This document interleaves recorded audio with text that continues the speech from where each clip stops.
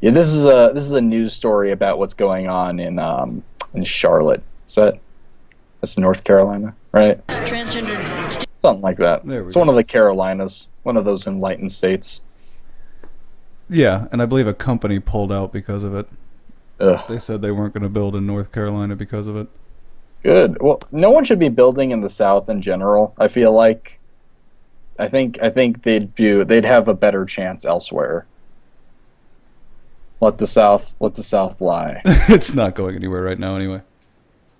Yeah, let's play this. Transgender students in our community are going to be discriminated against and bullied against, and it'll be legal. They move beyond what was appropriate for a local government to work on. Right now, Them at 11. trannies inappropriate. This is amazing. Yeah, I cannot believe we're still having this debate.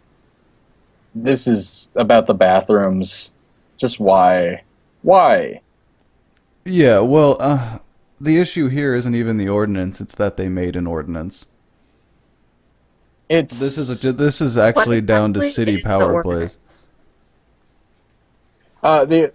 the ordinance basically giving it's like a religious exemption from having trans friendly bathrooms. That's what's going on.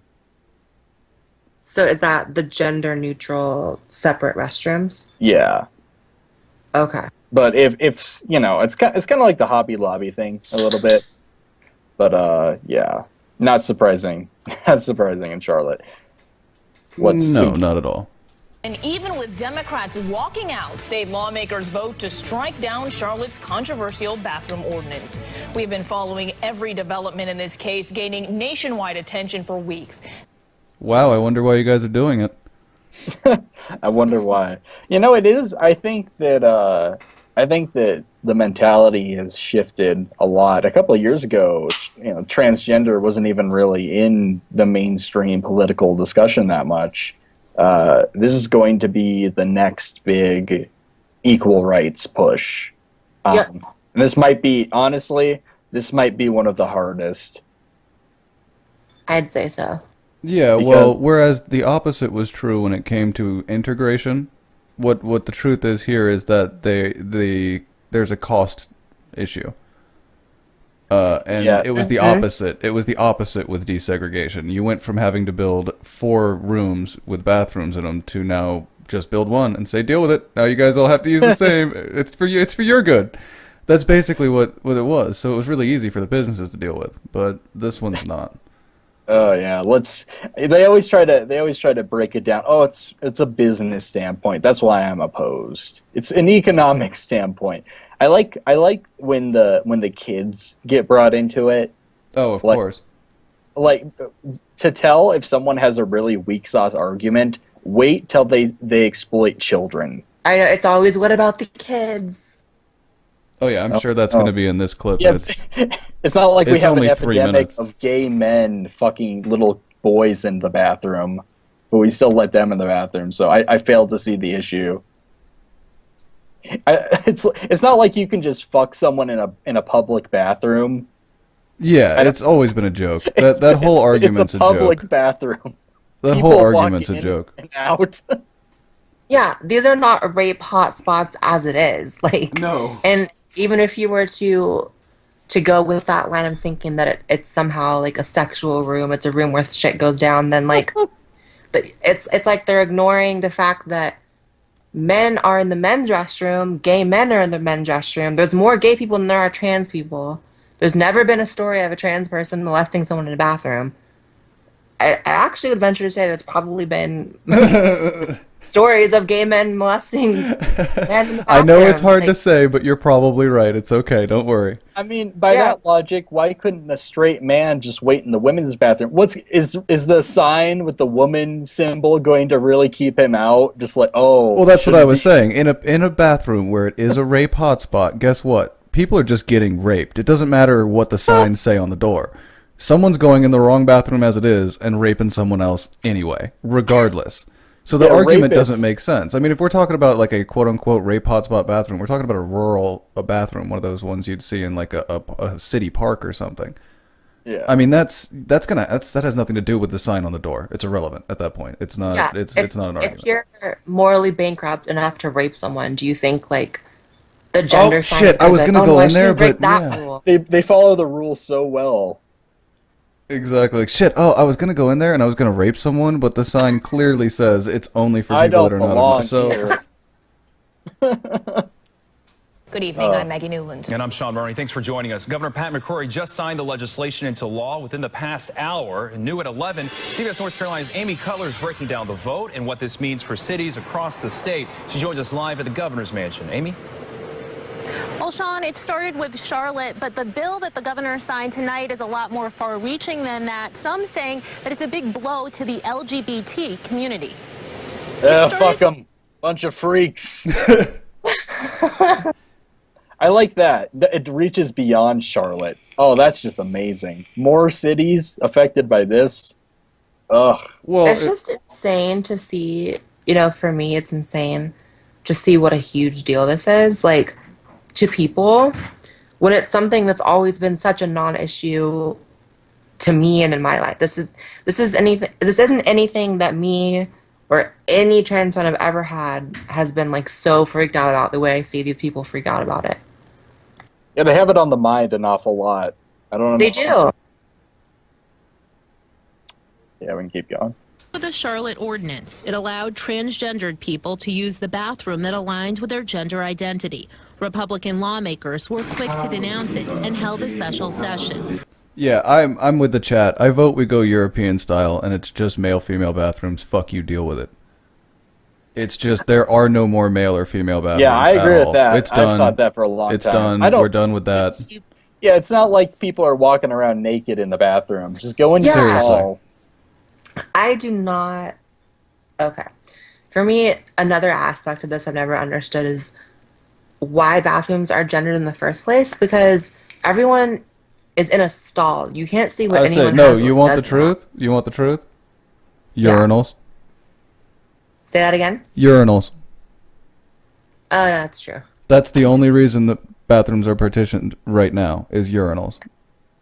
Yeah, I guess that's actually. Just knock out all the urinals. Who cares? Yeah, well, I'm in a hurry, man. I don't want to have to go in a stall. Listen, if you make it any more difficult, I swear to God, I'm just pissing on the side of the building. I swear to God, I'm just not going to go to the Well, bathroom. that's part of your male privilege now, isn't I'm it? just letting you know that that is the next step. But the legislation the General Assembly was taking up became bigger than Charlotte.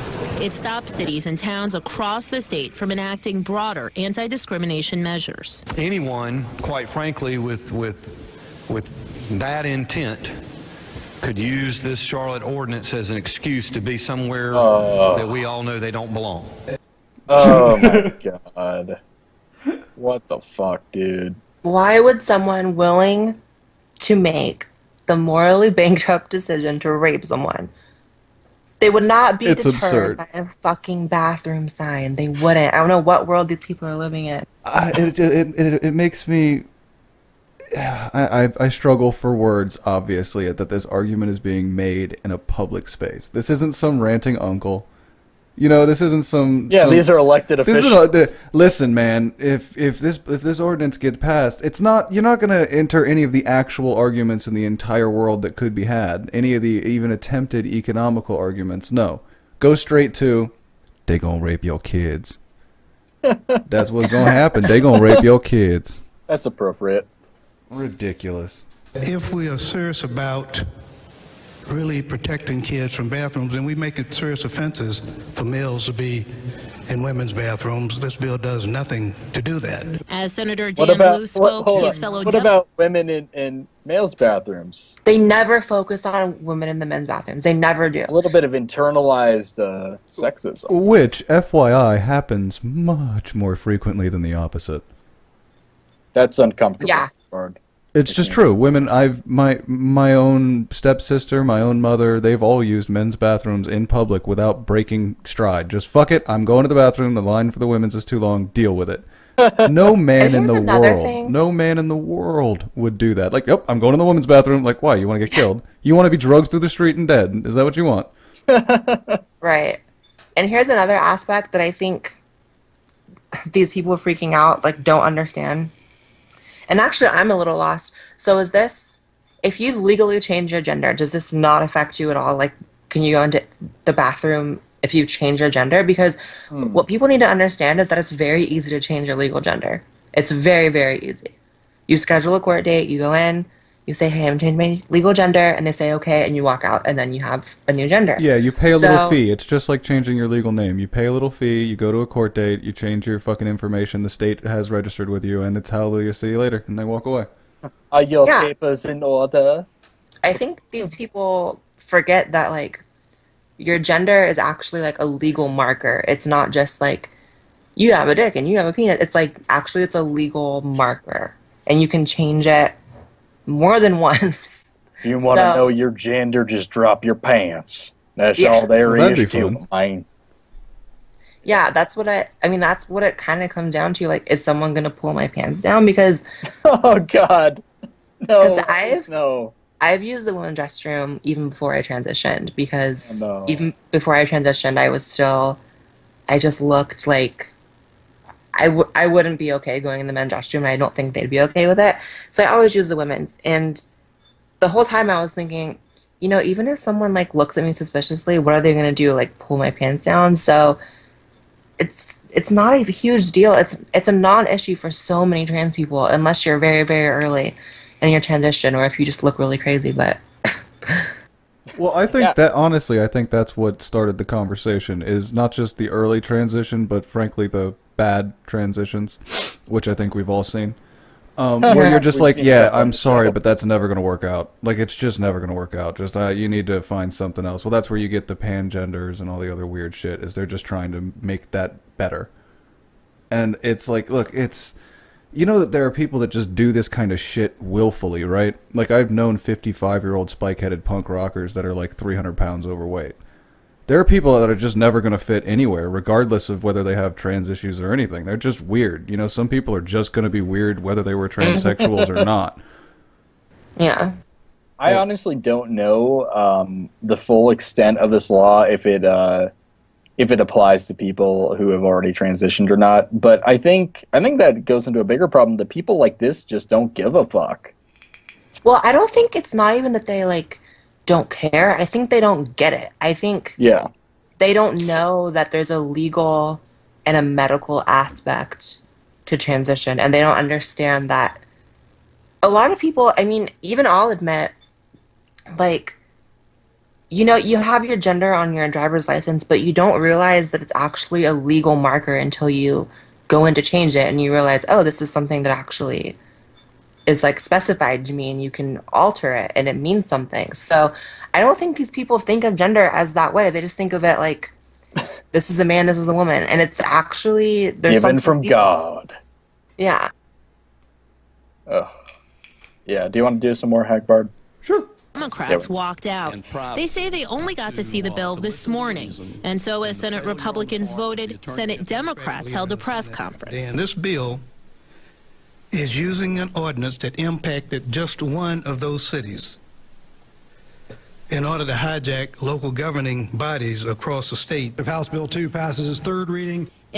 I think the real secret to local politics is that it's so goddamn dull nobody can process it. And then things just get passed, and then it's like the carpet's swept out from under you, like, oh, I guess we should have actually voted. Shit. Yeah. A bunch of Republicans are in there now. Yeah, but if you listen to the speeches, yeah, it's pretty... not as monumental as they're hoping it would be, I feel like. Passed 32-0. It cleared the House earlier in the day. There are some areas that uniformity across the state makes sense for business purposes and for purposes of citizens understanding, what they have not only a right to do, but what they're expected to do. But tell that to high school freshman Sky Thompson. For him, this is personal. Transgender students in our community are going to be discriminated against and bullied against, and it'll be legal. It'll all be okay. I don't understand why some random kid's being interviewed. Yeah, not only that, but that's not true. And I think the news knows that. I think they're trying to show how that kid feels, which I understand. That's the emotional, the emotional factor they're trying to put in there. It's not... annoying. It's annoying. And you said, I mean, like you said, I imagine most people who have transitioned don't experience a whole lot of issue here.